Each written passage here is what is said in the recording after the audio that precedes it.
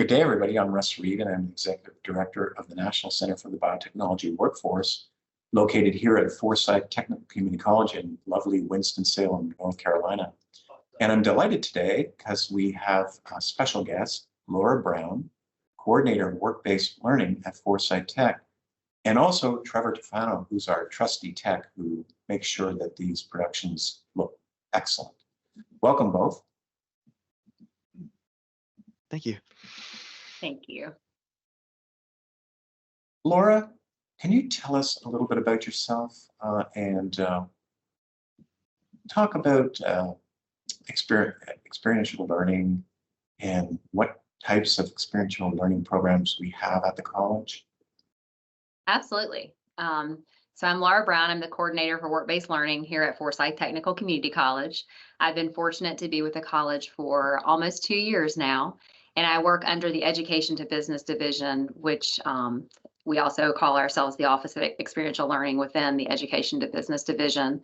Our office includes both internships and apprenticeships, and we are housed with career services, which allows us to all work collaboratively with students, faculty, and business on workforce initiatives.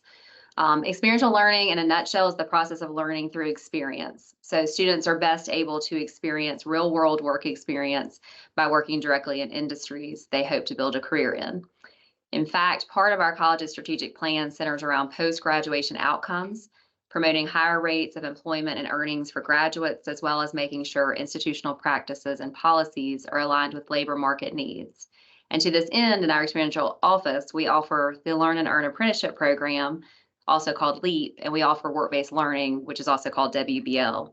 Across campus, there's other opportunities such as clinicals, practicums, capstone courses, all centered on providing students with ways to learn outside of the traditional classroom setting. Laura, that's really helpful. Thanks very much. And Laura, a little bit more on the LEAP program. Can you explain that a little bit more in detail? Absolutely. Sure. So LEAP is our Department of Labor Registered Apprenticeship Program. So students have the opportunity to, as LEAP says, learn and earn. They basically have the opportunity to obtain educational credit as well as earn income to support them during their studies and beyond. Our apprentices also have the opportunity to earn work-based learning course credit for working at their job sites as apprentices. So we actually work very collaboratively with the work-based learning and the apprenticeship sites. They actually can be one and the same to allow students to earn academic credit as an apprentice. And Laura, being selfish now, you know, it's the National Center for the Biotechnology Workforce. So, you know, I haven't seen LEAP yet cross into biotech. Is LEAP mainly directed at the trades right now, or where is it? So as long as there is a registered occupation with the Department of Labor, it is an opportunity that could be pursued. And so predominantly right now, it is happening in manufacturing and transportation. We are making our way into healthcare currently with the apprenticeship program. And there's certainly the opportunity to explore other areas. So that would definitely be something to consider. Yeah, so if I was a student, you know, what's your reaction to say, oh, hey, Ms. Brown, I would like to take LEAP. What would be, what in your mind do you think would be the great benefit to the student that might be asking about taking LEAP? I think the benefit for the apprenticeship program is that so many students do need to work while they're still in school. And so this is an opportunity. LEAP basically starts with a student at the beginning of their journey. And so right when they step foot in the door, if an employer is willing to hire them and we have a registered apprenticeship with that particular program of study, then a student's able to potentially earn an apprenticeship, be employed while they're going to school. So they are able to manage the cost of living while they're going to school. So the definite benefit for students is that they have that opportunity to earn while they're going to school. And then our apprenticeships, you know, once the student's through their 2-year program, the employer already has a student that they're ready to hire full-time and permanently. Very good. Yeah. Appreciate that description, Laura, and want to ask you a little bit more about work-based learning. Tell me about work-based learning and how it interfaces into our programs here at the college. Yes. Well, work-based learning is our student internship program, which allows students in eligible curriculum programs to earn academic credit for their work experience. We are also delving a little bit into continuing education, so there is an opportunity for internships within some of our fast track programs as well. That's a little new. Predominantly, work-based learning here at Forsyth Tech has been integrated into curriculum programs. In many cases, the work-based learning course takes the place of another course within the program, which is great because that means for an employer, they're able to see a student a little bit more often because they're not sitting in a class, they're able to work more. So we partner with employers in various industries and program instructors who supervise and mentor students as they gain this valuable work knowledge and advance in their career potential. Great, thanks very much. And on that note, I know that Trevor has a couple of questions for you. Trevor, go ahead. Yeah, sure. So Laura, could you give us a few examples of some of the work-based learning opportunities that are offered to students at Forsyth Tech, and maybe just kind of tell us why those opportunities can be so important for them? Yeah, absolutely. So work-based learning is currently in over 80% of our curriculum programs, predominantly in the associate degree tracks. And since I mentioned earlier, work-based learning can include not only our WBL courses, it could include clinicals, practicums, capstone projects, anything that's that out-of-class experience. That's how we come up with the over 80% of our programs having some type of out-of-class experience. But in our specific WBL courses, we typically have a multitude of courses, a multitude of programs and occupations. So we have information technology students that work as data analyst interns and software development interns. We have automotive students that work as technicians. We have human services students that work as substance abuse interns. And we have biotechnology students who could work as interns with regenerative medicine and biomanufacturing. So essentially, if a job position aligns within a program of study, it can be utilized for work-based learning internship credit. We just have to do a review to make sure that the job description and the performance goals within that specific job description do align with the program of study that the student is in. And it's important to students for a variety of reasons. The most substantial, we feel like, is career exploration. So we do have transfer students that are still very unsure if the pathway that they choose upon graduating from Forsyth Tech is one way or another as far as a bachelor's degree. So for transfer students who might work in a variety of industries, it's great for career exploration. For any of our students, whether they are in a career technical occupation or a transfer program, it offers networking potential, workplace growth, professional development, and of course, resume enhancement. So we often tell our students that it takes experience to get experience. So students are setting themselves up for success after graduating by taking strides now to add to their skill set while they're still in college. We also feel like it's valuable for students because they are able to basically immerse themselves within a career while they're also interacting with their faculty, with our staff in experiential learning and career services to really mold them and help them grow into the employee they need to be and want to be. So we give students the example when we visit them in classrooms that, again, it takes experience to get experience. And if we have two resumes, one that has a student that has engaged in a work-based learning internship opportunity and one that a student has not, an employer is much more likely to hire the individual that has that workplace experience already. So they're putting themselves in a better position to be gainfully employed upon graduating. And that's definitely what we want to see. Yeah, that's great. Thank you for sharing that, Laura. From the sound of things, it's sound like there's a really good, like, just diversity of work-based learning opportunities that are available to our students. So that's great. Um, so kind of taking a look more so at like the employer side of work-based learning, how can those opportunities be beneficial for employers as well? Yes, absolutely. And so we do have a lot of discussions with employers. So our experiential learning office visits with employers. We have, on-site visits with them. We also engage with advisory committees and built committees so that we stay prevalent in employers' work lives so that we know what their needs are. But a benefit to employers is that there's a lot of benefits, and we remind them of these, that they get to test drive new talent. So it's kind of a short-term commitment to a long-term goal. I mean, all of our industries currently are struggling with hiring and retaining employees. So this is a great way to engage a potential long-time employee early on. And so an internship is only 160 hours per credit hour in a given semester. So that means an employer is able to quickly assess if a student has the skills and abilities that they're looking for to potentially be a permanent addition in their company. We have found that over 50% of interns are asked to remain in a permanent position with the company, which means reduced cost on onboarding and training additional staff for the employer. If they've already got somebody that's already in the system, they're able to quickly transition them into a permanent position, which means they have less cost to them, which is great.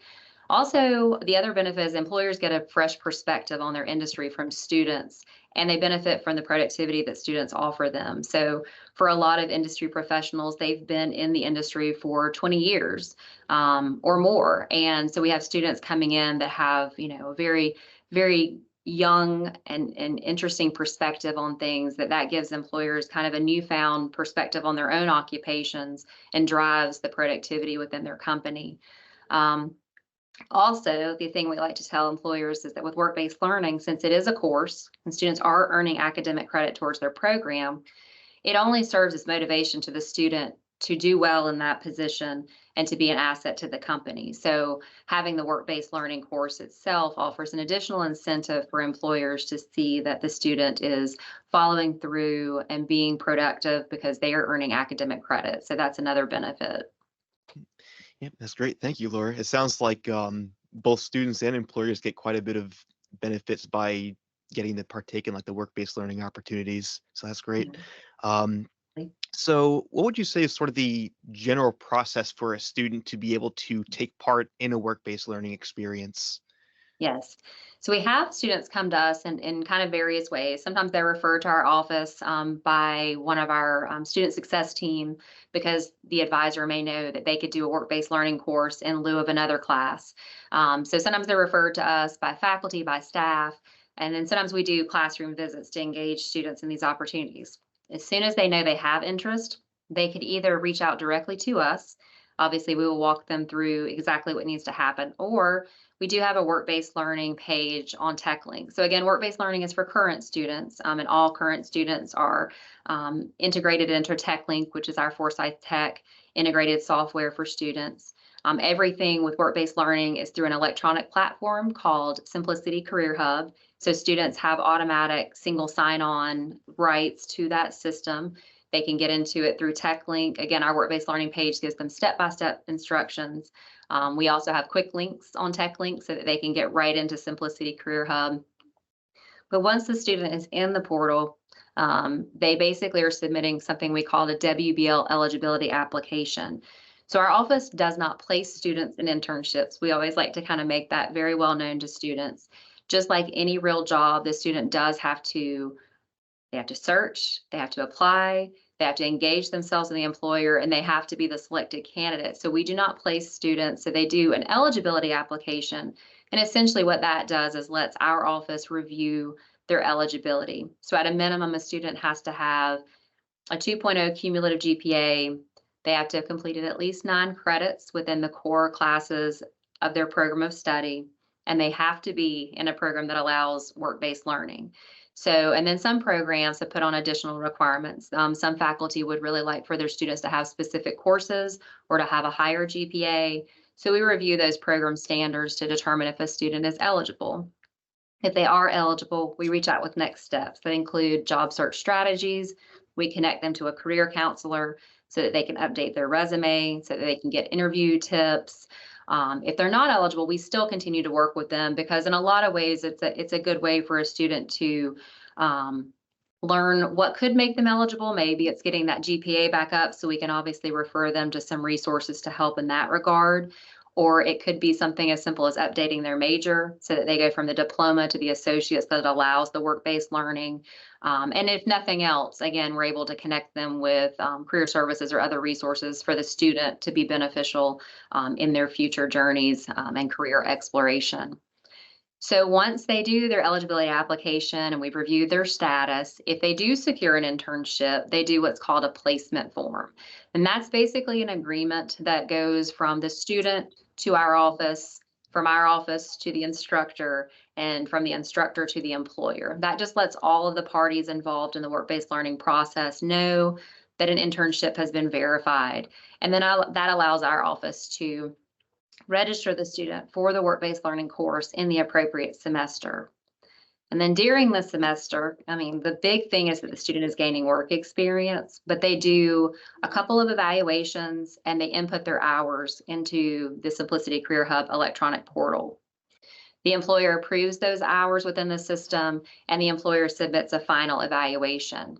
And an instructor meets with the employer typically within the first few weeks of the semester just to review student performance, make sure everyone's aware of what the performance goals are for the student, and just make sure we're all on track to help the student have a well-rounded experience. So I will say, in saying all that, it's a very collaborative experience. There's a lot of parties involved to make sure that a student is successful in their work-based learning internship experience, and to make sure we're all engaged in workforce success, which is, I believe, the goal that we all have. That's awesome. Thank you for giving us some more insight on that process, Laura. It does, like you said, it does sound like a very collaborative experience on all ends with it. All right, so I'm going to go ahead and turn it back over to Russ now for our next question. Yeah, thanks, Trevor. What an engaging discussion you had with Laura. Laura, thanks so much. Laura, you did mention that on the bio side, we do have some areas that are actually very successful with WBL, with work-based learning. Do you want to expand on that a little bit? I know you mentioned regenerative medicine and also biomanufacturing. Is there any partnerships in that, or any kinds of things that have happened with some of those employers that you might just want to generalize about and talk to?